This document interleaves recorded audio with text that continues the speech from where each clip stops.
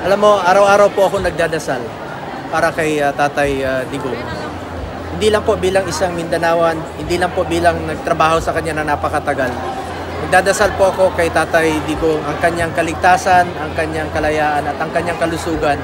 He is 80 years old na po at nahirapan po siyang mag-isa doon.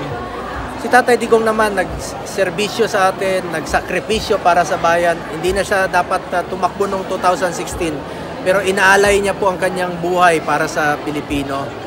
At sana po ay makabalik na siya rito. He is the duly elected mayor of Davao City. Makapaglingkod man lang dito muli sa Davao hanggang sa kanyang pagtanda. Yun naman po ang kanyang ninanais noon pa.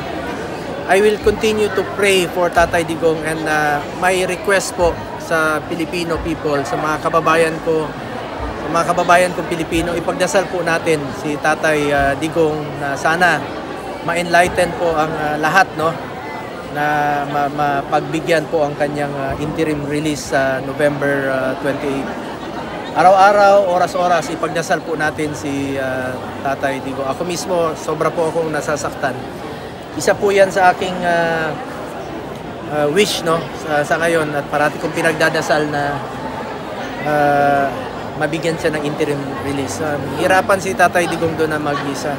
Dito nga no, nahirapan sa lalo na ngayon na siya lang mag-isa doon. 80 years old na po si Tatay Digong. Kailangan na po niyang makauwi naman po dito. I am appealing to everyone to please continue to pray for Tatay Digong. I am appealing to each and every Filipino to continue praying for Tatay Digong.